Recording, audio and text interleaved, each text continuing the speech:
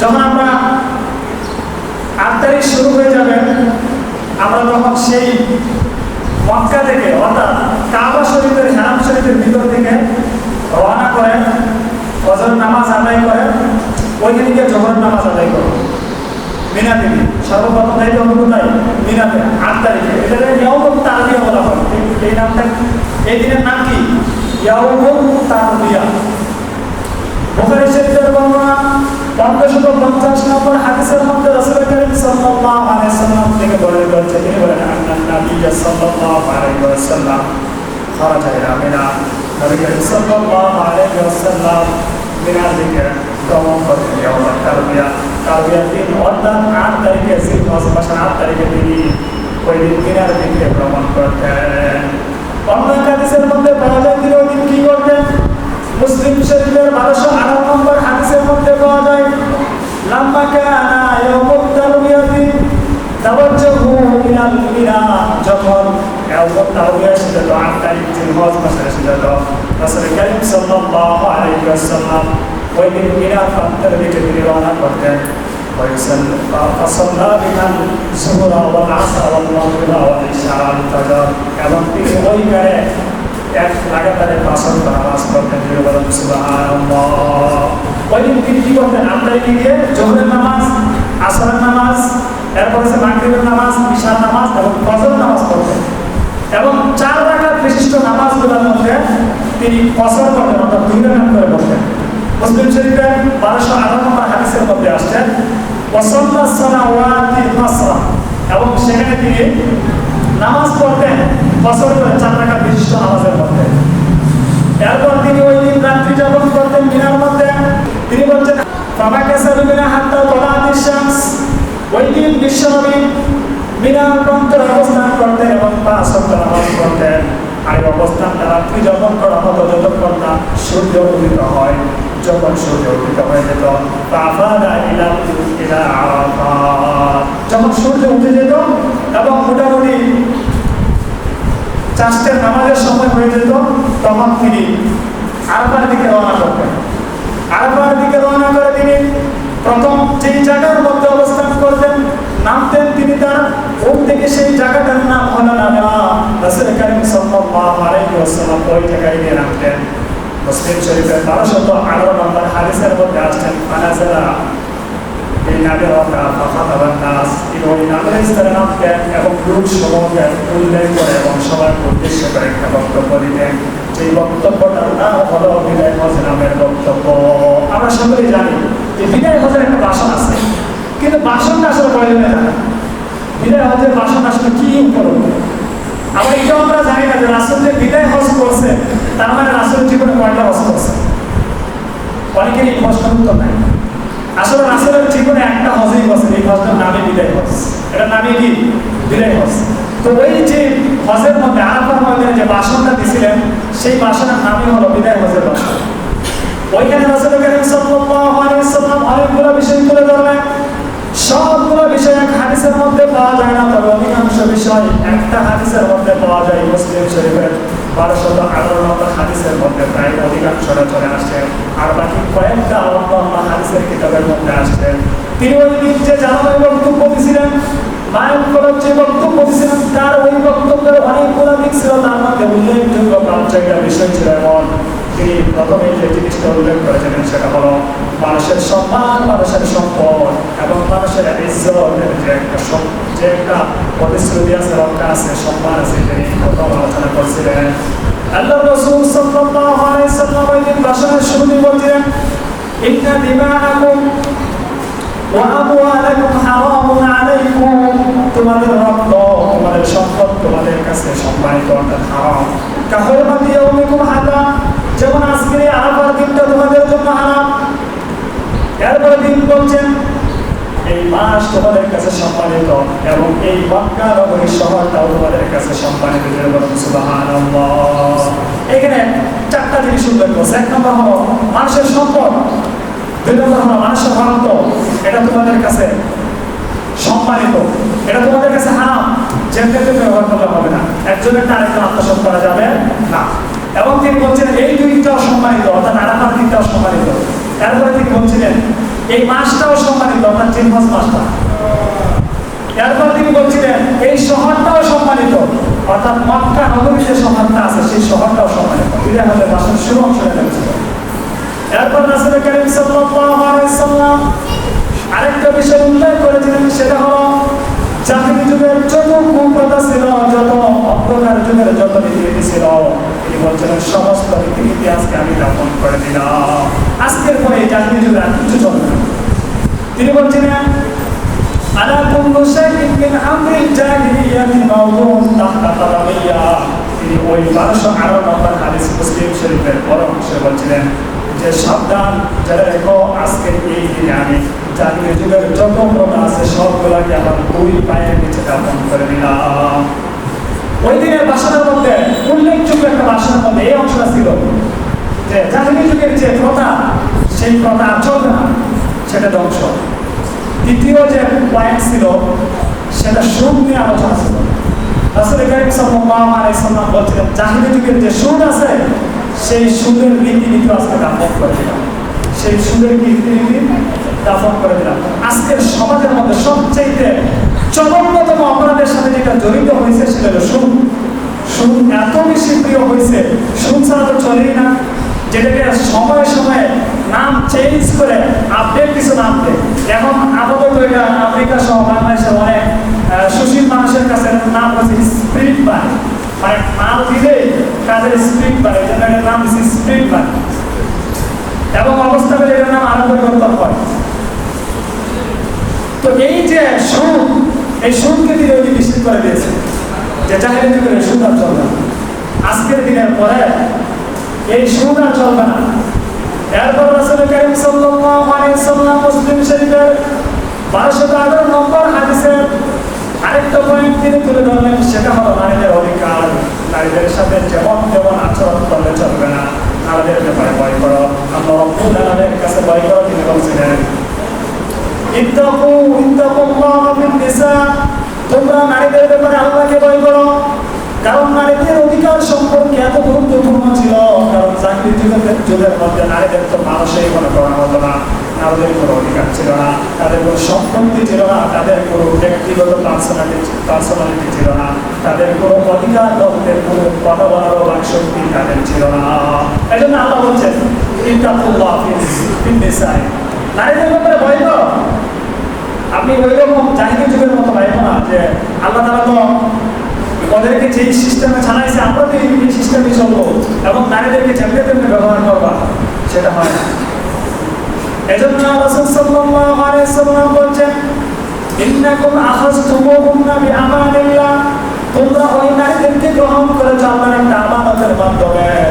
ওই আমানতের মাধ্যমে যেহেতু গ্রহণ করেছ, আল্লাহ রাব্বুল আলামিন যে অধিকার তাদেরকে দিয়েছেন সে অধিকার তোমরা অবশ্যই দিবা। জাহিলি যুগের মতো নারীদেরকে তোমরা হত্যা করে দিও না এবং যৌতুক প্রথাকে তার সন্তান এবং তার পরিবারকে ধ্বংস করে দিও না। আজকের সমাজে নারীদের সবচেয়ে বড় অবক্ষয় হইল আমাদের সমাজের মধ্যে যৌতুক ছাড়া বিয়ে হয় না। রাসূল সাল্লাল্লাহু আলাইহি ওয়াসাল্লাম জানতেন যে নারীদের ব্যাপারে আল্লাহকে ভয় করো, তাদের অধিকার নিয়ে ছিনিমিনি করার কোনো সুযোগ নাই, এটা তোমার অধিকার নয়। তুমি বাপের করে সন্তান হইলে তুমি জন্মের পর থেকে বাপের সবগুলো বিষয় তুমি ভোগ করে খাও, কিন্তু মা একই মায়ের করে একই বাবার করে যখন কোনো মেয়ে হয় তখন সে কোনো কিছু ভোগ করতে পারে না, শুধু বিবাহ হওয়ার পর সে চলে যায়, আর কিছু পায় না। আমাদের সমাজে এরকম টাকা মা বাবা এবং সন্তান অপরমা আছে যে সব কিছু ভোগ করবে তারা নিজেরা, তার সন্তান ছেলে সন্তান, কিন্তু মেয়েকে কিছু দিবে না। অথচ এটাও কিন্তু আল্লাহ না, এবং উভয়ই তার সন্তান এবং উভয়টার অধিকার আল্লাহ তারা নিশ্চিত করে দিচ্ছে। তো এই ধরনের জঘন্য যারা আছে আল্লাহ রাব্বুল আলামিনকে ভয় করো, নারীদের ব্যাপারে আল্লাহ রাব্বুল আলামিনের কাছে ভয় করো। তাহলে একটা পয়েন্ট ছিল এবং যে নারীদের অধিকার রক্ষা। দেখবেন আজকে সমাজের মধ্যে নারীদের অধিকার দেওয়ার কথা বলে, সমান অধিকার বলে নারীদেরকে রাস্তায় নামায়, নারীদেরকে পর্নোগ্রাফিতে ব্যবহার করে, নারীদেরকে একটা পণ্য বানিয়ে তারা শুধু সময় করে টাইম পাস করে, কিছু সময় উপভোগ করে। এনজয় ইওর লাইফ, জীবনকে উপভোগ করো। তাদেরকে কি শেখানো হয়? এনজয় ইওর লাইফ, যে তুমি তোমার জীবনকে উপভোগ করো। উপভোগ মানে কি বোঝায়? যে যা মন চায় তাই করো, কোনো দরকার নাই, কোনো কিছু নিয়ম নীতি নাই। যারা আমাদেরকে আজকে মানবতা শেখায়, যারা আজকে আমাদের নারীবাদীটা শেখায়, ফেমিনিজম যারা আমাদেরকে শেখায়, সেটা আশ্চর্যের বিষয়, তারা কিন্তু এই জিনিসটাকে নারীদেরকে পণ্য বানাইছে। এরা নারীদেরকে ব্যবহার করে এবং মুসলিম নারীদেরকে আস্তে আস্তে নারীদেরকে আনতেছে যে তোমরা কেন বসে থাকবে, তোমাদের অধিকার আছে, বাইরে আসো, তোমরা পোশাক করো, গাড়ি চালাও, তোমরা রাস্তায় নামাইতে চাও। এর একটাই কারণ যে মুসলিম জাতিকে যদি ধ্বংস করার প্রয়োজন হয়, তাহলে একটা চাবিকাঠি আছে, সেটা হলো নারীদেরকে রাস্তায় নামাতে হবে।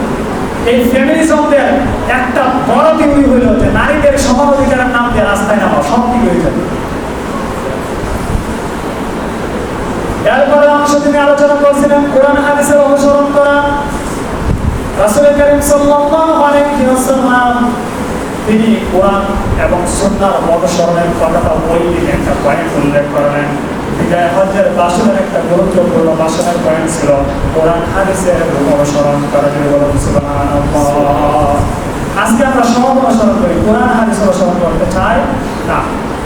মুয়াত্তা মালিকের 1395 নম্বর হাদিসের মধ্যে আসছে, রাসূল কারীম সাল্লাল্লাহু আলাইহি ওয়াসাল্লাম বলেছেন, তারাকতু ফীকুম আমরাইন লাম তাদিল্লু মা তামাসসাকতুম বিহিমা কিতাবাল্লাহ ওয়া সুন্নাতা নাবিয়্যি। আমি তোমাদের কাছে দুইটা জিনিস রেখে যাচ্ছি, যদি এই দুইটা জিনিসকে আঁকড়ে ধরে রাখতে পারো তোমরা কখনো পথভ্রষ্ট হবে না। কয়টা জিনিস ছিল? বলেন কয়টা জিনিস? দুইটা জিনিস, মাত্র দুইটা জিনিস, একটা কোরআন আর একটা রাসূলের সুন্নাহ। কিন্তু আমরা আজকে দুইটার একটাও গ্রহণ করি না। আমরা তো শুধু যে অংশটা আমাদের সুবিধা মনে হয়, সুবিধাজনক মনে হয়, যেটা আমার পক্ষে সোজা কথা, যেটা ওই অংশটাই শুধু আমি নেই এবং ওই অংশটাকে আমি রেফারেন্স দিই, যেটা আমার বিরুদ্ধে যায় সেটা আমি গ্রহণ করি না।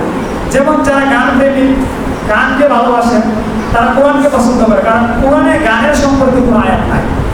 যেটা আছে লুকমানের সেটা ব্যাখ্যা সাদৃশ্য। তখন অনেকে খুশি হয়ে যে কোরআন তো অনেক ভালো, গানের কথা নিষেধ নাই। কিন্তু আপনি কি জানেন কোরআনের একটা আয়াতের মধ্যেও 5 ওয়াক্ত নামাজের কথা নাই? তাহলে নামাজ কি ভালো লাগবে না? আপনি খুশি হইলেন তো নামাজও ভালো লাগবে না। আপনি যেমনি কোরআন মানতে হবে, তেমনি হাদিস অর্থাৎ রাসূলের সুন্নাহ মানতে হবে। কোথাও একসাথে বা একাধিক জায়গার মধ্যে কোনো অবস্থাতে নামাজের কোনো কাইফিয়ত বা নামাজের কোনো নাম নিয়ে উল্লেখ নেই। যাওয়া আছে হাফিজু আলাস সালাওয়াত, একটা কথা বলছে, এটা ব্যাখ্যা সাপেক্ষে অনেকে অনেক অর্থ সার করে, তবে উল্লেখযোগ্য ব্যাখ্যা হলো আসর অর্থ, তার আসর উল্লেখ নাই, নাম কিন্তু উল্লেখ নাই। আরেক জায়গায় আসরের কথা উল্লেখ আছে, ওয়াল আসরি ইন্নাল ইনসানা, তাও এটা ডাইরেক্ট আসর না, আসর শব্দের অনেক ব্যাখ্যা আছে, তার মধ্যে একটা হলো সময়ের শপথ করছে, তাও আসর বলা যায় না।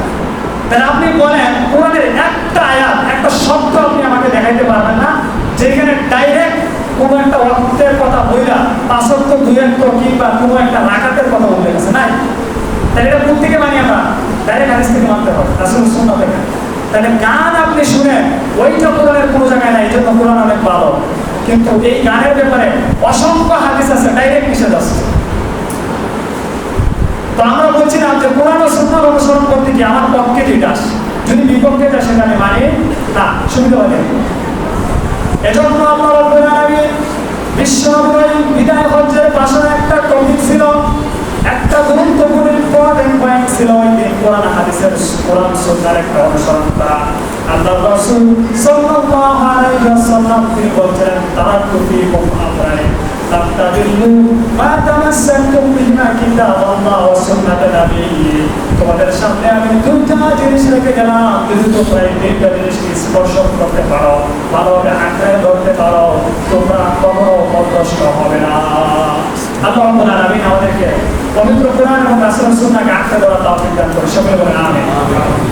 তাহলে হাদিস নাম্বারটা বলছিলাম মুয়াত্তা মালিক 1395 নম্বর হাদিস। সর্বশেষ পয়েন্ট, অনেকগুলো পয়েন্ট আছে ভাঙা ভাঙা, এই অংশের সর্বশেষ পয়েন্ট বলি। উত্তর হাদিসের বর্ণনাটা দুই জায়গায় আসছে, একটা হলো মুসলিম শরীফের লম্বা যে বর্ণনা বলছিলাম 1258 নম্বর হাদিসে, আরেকটা বর্ণনা আসছে বুখারী শরীফের 1741 নম্বর বর্ণনাতে আসছে। আমরা প্রথমে মুসলিম শরীফের বর্ণনাটা শুনবো। রাসূল কারীম সাল্লাল্লাহু আলাইহি ওয়াসাল্লাম সকলকে উল্লেখ করে বলছিল, আলা হাল বাল্লাতু, আমি কি আমার দায়িত্ব পালন করতে পারছি? সমস্ত সাহাবায়ে কেরাম এক বাক্যে আওয়াজ দিয়ে ওই দিন আকাশ বাতাস মুখরিত করে বলছিলেন, ক্বালু বারা কিংবা না, ক্বালু না, হ্যাঁ আপনি তো আদায় করছেন, আপনি তো পুরো পৃথিবীর মধ্যে আপনার সাথে যতটুকু আপনার দায়িত্ব ছিল তার চাইতেও বেশি আপনি দিন প্রচার করে দিয়েছেন। তখন রাসূল কারীম সাল্লাল্লাহু আলাইহি ওয়াসাল্লাম বলছেন, আল্লাহুম্মা শাহাদ, রব্বে কারীম সাক্ষী দেখো, এই মানুষগুলোর সামনে আমি সাক্ষী রেখে বললাম আমার উপরে যে দায়িত্ব অর্পিত হয়েছিল আমি আমার সর্বোচ্চটা দিয়ে আমি ওই দায়িত্ব পালন করেছি, মানুষগুলো সাক্ষী। এরপর 2 নম্বর বর্ণনা ছিল বুখারী শরীফের 1741 নম্বর হাদিস। এই হাদিসের মধ্যে রাসূল কারীম সাল্লাল্লাহু আলাইহি ওয়াসাল্লাম ওই ভাষণের মধ্যে তিনি ওই দায়িত্বের কথা বলার পর আমাদের উপর আরেকটা দায়িত্ব দিয়ে দিয়েছিলেন। এই অংশটা মুসলিম শরীফের মধ্যে ছিল না, কিন্তু ওই অংশটা বুখারী শরীফের অংশের মধ্যে উল্লেখ করেছেন। রাসূল কারীম সাল্লাল্লাহু আলাইহি ওয়াসাল্লাম বলেছিলেন, আলা হাবলাল্লাহু, আমি কি আমার দায়িত্ব পালন করতে পেরেছি? তিনি বলছিলেন, যদি আমি আমার দায়িত্ব পালন করতে পারি, যদি করে আমি সমস্ত দায়িত্ব আমি যদি পালন করে তোমাদের কাজ পর্যন্ত পৌঁছে সক্ষম হয়ে থাকি, তাহলে তোমাদের উপর একটা দায়িত্ব দিয়ে যাই, সেটা হলো এখানে যারা উপস্থিত আছেন বিদায় হজ্জের ভাষণের দিন বলছিলেন এখানে যারা উপস্থিত আছেন তাদের উপর দায়িত্ব হলো যারা অনুপস্থিত আছে তাদের কাছে এই দিনটাকে পৌঁছে দিবেন। তাহলে এই বুখারী শরীফের এই বর্ণনার মধ্যে পাওয়া যায় যে এই দায়িত্ব উম্মতে মুহাম্মাদের উপর দিয়ে গেছে, যারা এখানে অনুপস্থিত আছে তাদের কাছে আমার এই দিন রাসূলের এই কথাগুলো আল্লাহর এই দিনকে পৌঁছায় দিবেন। এই মোটামুটি বিদায় হজ্জের ভাষণটা যেটা ছিল শেষ হলো। এরপর রাসূল কারীম সাল্লাল্লাহু আলাইহি ওয়াসাল্লাম তিনি ওইখানে গিয়ে 2 রাকাত নামাজ পড়লেন। একটা হলো একই আযানে 2 ইকামতের মাধ্যমে নামাজ পড়ছিলেন, এক ওয়াক্তে 2 ওয়াক্ত নামাজ পড়ছিলেন, সেটাকে জমাবানে সালাত বলা হয়। রাসূল সাল্লাল্লাহু আলাইহি ওয়াসাল্লাম জোহর এবং আসর নামাজ একসাথে আদায় করছিলেন, এক আযানে 2 ইকামতে। হাদিস শরীফের মধ্যে আসছে, মুসলিম শরীফের 1208 নম্বর হাদিসের মধ্যে আসছে, ফাআযানা সুম্মা আকামা ফাসাল্লা যুহরা সুম্মা আকামা ফাসাল্লা আসর। এক আযানে 2 ইকামতে জোহরের এবং আসরের নামাজ আদায় করছেন। রাসূল কারীম সাল্লাল্লাহু আলাইহি ওয়াসাল্লাম খুতবা শেষ করলেন, নামের নামকে সালামে খুতবা দিলেন, মানুষ করলেন উল্লেখ করেন। এরপরে তিনি 2 রাকাত সালাত আদায় করলেন। সালাত আদায় করে তিনি উকুফে আরাফা, এটা হলো হজের গুরুত্বপূর্ণ একটা ফরজ, তিনি উকুফে আরাফার মধ্যে গেলেন এবং সেখানে গিয়ে তিনি ইচ্ছে মতো দোয়া করলেন। ওই জায়গার মধ্যে তিনি ততক্ষণ দোয়া করলেন যতক্ষণ না সূর্য অস্ত যায়, অর্থাৎ মাগরিবের সময় না হয়, ততক্ষণ পর্যন্ত তিনি দাঁড়ায় কিবলামুখী হয়ে মন খুলে দোয়া করছেন উম্মতের জন্য, নিজের জন্য এবং পৃথিবীর সব কিছুর জন্য, এবং আল্লাহ তাআলার কাছে ক্ষমা প্রাপ্তির জন্য তিনি দোয়া করছেন এবং নিজের সম্মান ইজ্জত মর্যাদার জন্য তিনি দোয়া করছেন। তো উকুফে আরাফা শেষ হওয়ার পরে তখন রাসূল কারীম সাল্লাল্লাহু আলাইহি ওয়াসাল্লাম বলছিলেন, আল হাজ্জু আরাফা, যে হজের গুরুত্বপূর্ণ অংশ হলো আরাফা। এই আরাফায় অবস্থান করতে হবে। এই অবস্থান সন্ধ্যা পর্যন্ত, মাগরিব পর্যন্ত হতে হবে, মাগরিবের পরে আপনারা মুজদালিফায় যেতে হবে। ওই আরাফার দিনের অনেক গুরুত্ব। আরাফার দিনের গুরুত্ব কত জানেন? অনেক বেশি গুরুত্ব। অনেক হাদিসের মধ্যে আসছে, সময় যেহেতু সংক্ষিপ্ত তারপর বলতে হয়। আরাফার গুরুত্ব সম্পর্কে এক হাদিসের মধ্যে আসছে যে কেউ যদি আরাফার দিনে রোজা রাখে, একটা রোজা রাখে, তাহলে তার আগের 1 বছর এবং পরের 1 বছর গুলো মাফ করে দেবে। সুবহানাল্লাহ। তিরমিজি শরীফের হাদিস। এই তিরমিজি শরীফের হাদিসের মধ্যে রাসূল কারীম সাল্লাল্লাহু আলাইহি ওয়াসাল্লাম বলেন যে একটা রোজা, শুধু একটা রোজা, আরাফার দিনে রোজা না, হাজিরা রাখবে না। যারা হাজি নয় তারা শুধু ওই আরাফার দিনে রোজাটা রাখবে, তার পুরা 1 বছরের আগে এবং 1 বছরের পরে সম্পূর্ণ গুনাহ মাফ করে দেবে। রাসূল কারীম সাল্লাল্লাহু আলাইহি ওয়াসাল্লাম বলেন, তিরমিজি শরীফের হাদিস, قال رسول الله صلى الله عليه وسلم صيام يوم عرفة إني أحتسب على الله। রাসূল কারীম সাল্লাল্লাহু আলাইহি ওয়াসাল্লাম বলেন, আরাফার দিনের রোজা আমি আল্লাহর কাছে আশাবাদী হই আইয়ুকাফিরা সালাতাল্লাযী ক্বাবলাহু আও সালাতাল্লাযী বা'দা, তিনি আগের 1 বছরের গুনাহ মাফ করে দিবেন এবং পরের 1 বছরের গুনাহ মাফ করে দিবেন। সুবহানাল্লাহ। অন্য এক হাদিসের মধ্যে আসছে, আরাফার দিনের পর পৃথিবীর সবচেয়ে গুরুত্বপূর্ণ সময়ের দোয়া এটা সবচেয়ে বেশি পাওয়ারফুল দোয়া। 3585 নম্বর হাদিস, উক্ত হাদিসটা মুসলিম শরীফের হাদিস। রাসূল কারীম সাল্লাল্লাহু আলাইহি ওয়াসাল্লাম বলেন, খায়রুদ দুআই দুআউ ইয়াউমে আরাফা, সবচেয়ে উত্তম এবং উৎকৃষ্ট দোয়া হলো আরাফার দিনের দোয়া। বলুন সুবহানাল্লাহ। তাহলে আরাফার দিনের দোয়া অনেক গুরুত্বপূর্ণ। মুসলিম শরীফের 3585 নম্বর হাদিস যে আরাফার দোয়া সবচেয়ে শ্রেষ্ঠ দোয়া। ওই দিক থেকে দোয়া করছেন, সবচেয়ে বেশি যে দোয়াটা করছেন সেটা 3585 নম্বর মুসলিম শরীফের এই বর্ণনার মধ্যে আসছে। সেই দোয়াটা হলো লা ইলাহা ইল্লাল্লাহু ওয়াহদাহু লা শারীকা লাহু লাহুল মুলকু ওয়া লাহুল হামদু ওয়া হুয়া আলা কুল্লি শাইইন কাদির। এই দোয়াটা সবচেয়ে বেশি করছেন ওই দিনের দোয়া। এরপর যখন মাগরিবের শেষ হয়ে গেছে সন্ধ্যার দিকে রাসূল কারীম সাল্লাল্লাহু আলাইহি ওয়াসাল্লাম চলে গেলেন মুজদালিফায়, এবং মুজদালিফায় যাওয়ার পরে রাসূল কারীম সাল্লাল্লাহু আলাইহি ওয়াসাল্লাম ওইখানে মাগরিব এবং ঈশা, মাগরিব এবং কি ঈশা দুই ওয়াক্তের নামাজ একসাথে আদায় করছেন। হাদিস শরীফে আসছে, মুসলিম শরীফের সেই বিশাল হাদিস 1258 নম্বর হাদিসের মধ্যে বর্ণনা করা হয়েছে, সাল্লা বিহাল মাগরিবা ওয়াল ঈশা বিআযানিন ওয়াহিদাতিন ওয়া ইকামাতাইন, যে এক আযান এবং দুইটা ইকামতের মাধ্যমে ঈশা এবং মাগরিবের নামাজ একসাথে আদায় করছেন। সুবহানাল্লাহ। এটা হলো মুজদালিফার বর্ণনা। এই কিসের বর্ণনা?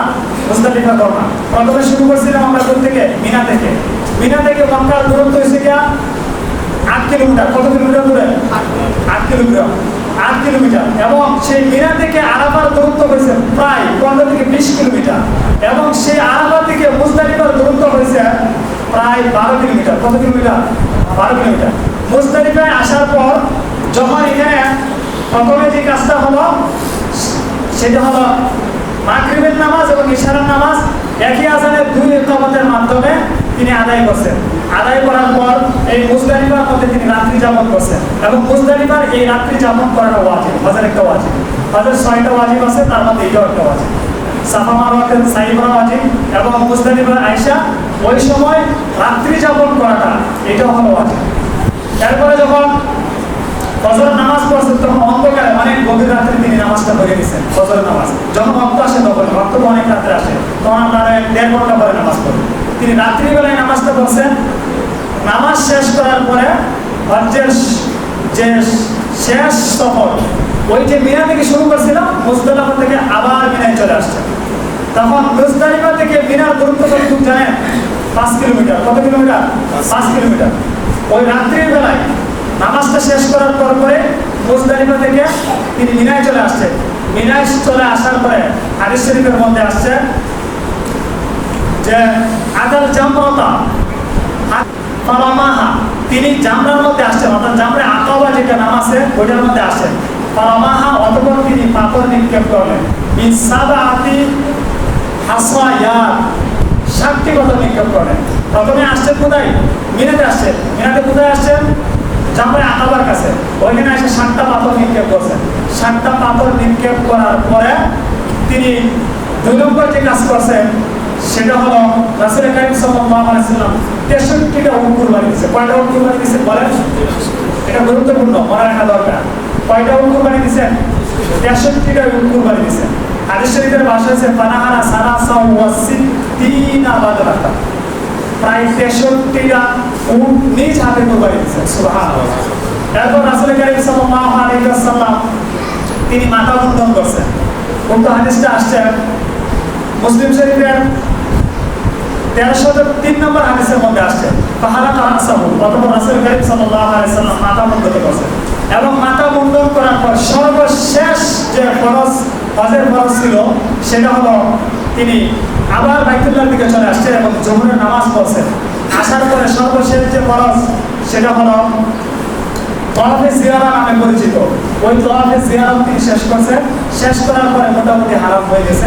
এরপর বাকি 3 দিন, এটা তো 10 তারিখ ছিল, এই 10 তারিখ যখন তিনি তাওয়াফ শেষ করলেন, পরে 11, 12, 13 বাকি 3 দিন প্রত্যেকটা জামরার মধ্যে, যেটাকে আমরা বলি শয়তান আঁকি, আমরা অনেকে গালে দুষ্টামি করে বলে যে ওই অংশে গিয়া 7টা করে পাথর 3 দিন নিক্ষেপ করছেন। তাহলে একটা যদি 7টা হয় 3টা কয়টা হবে? 21টা। 3 সাথে 21 না, তাহলে একদিন যদি 21টা হয় 3 দিনে কয়টা হবে? 63টা। 3 একুশে কত 63, আর প্রথম দিনে মাছ ছিল 60টা, কটা হলো 70টা, মোট 70টা পাত্র নিক্ষেপ করতে হয় ওই জামরাগুলোর মধ্যে। তখন আপনি মোটামুটি হারাম হয়ে গেছেন, পবিত্র হয়ে গেছেন, হজ মোটামুটি শেষ।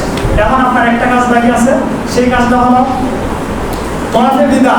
মানে আপনি যখন ওই মক্কা থেকে বিদায় নেবেন তখন একটা তওয়াফ করতে হয়, সেই তওয়াফটার নাম হলো তওয়াফে বিদা। এটা কেউ কেউ বলছেন ওয়াজিব, কেউ বলছেন সুন্নাত মুআক্কাদা। হানাফি মাযহাব অনুসারে এটা হলো সুন্নাত মুআক্কাদা, ওয়াজিব, আর অন্যদের মতে এটা সুন্নাত মুআক্কাদা। এখন যখন আপনি হজ্জে বিদা শেষ করলেন, দেখেন একটা জিনিস, মক্কার সম্মান রক্ষার্থে প্রথমেই যখন আপনি মক্কায় প্রবেশ করছিলেন তখন এই মক্কাকে সম্বর্ধনা জানানোর জন্য একটা তওয়াফ করছিলেন। আবার যখন মক্কা থেকে বের হয়ে যাবেন এই তওয়াফটার নাম হলো তওয়াফে বিদা, এটাও মক্কার সম্মানার্থে করা হয়, যদিও ওয়াজিব। এরপর রাসূল কারীম সাল্লাল্লাহু আলাইহি সাল্লাম রোজায় চলে যাবেন, সেখানে গিয়ে নামাজ পড়বেন, রাসূলের রোজায় গিয়ে সেখানে গিয়ে রাসূলকে সালাম দিবেন, এবং পাশেই মসজিদে কুবা আছে, মসজিদে কুবার মধ্যে নামাজ পড়বেন, এবং ওইখানে উহুদ পাহাড় আছে, ইত্যাদি আরো কিছু জায়গা আছে। সময় সংকীর্ণ বলার কোনো সুযোগ নাই, ইনশাআল্লাহ কোনো সময় যদি সুযোগ হয় বাকিগুলো হাদিস ও কোরআনের ভিত্তিতে ইনশাআল্লাহ উপস্থাপনা করব। আজকের গুরুত্বপূর্ণ বিষয়টা যে হজ শেষ হওয়ার পরে রাসূলের রওজা মুবারকে যেতে হয় এবং সেখানে গিয়ে রাসূলকে সালাম প্রদান করতে হয়, এবং রাসূলের যে মসজিদ, যেটাকে মসজিদে নববী বলা হয়, সেখানে নামাজ পড়তে হয়। প্রথম যে হাদিসটা শোনাইছিলাম মনে আছে তো, 1406 নম্বর হাদিস ইবনে মাজাহ, ওইখানে বলছিল রাসূল সাল্লাল্লাহু আলাইহি ওয়াসাল্লাম সালাতুন ফি মসজিদি আফজালু মিন আলফি সালাতিন ফিমা সাওয়াহু ইলাল মাসজিদাল হারাম। মসজিদে হারাম ব্যতীত পৃথিবীর অন্যান্য সমস্ত মসজিদ থেকে আমার মসজিদে 1 রাকাত নামাজ পড়লে 1000 রাকাতের সওয়াব হয়। আল্লাহ রাব্বুল আলামিন আমাদের সকলকে হজ্জে মাবরুর করার তৌফিক দান করুন।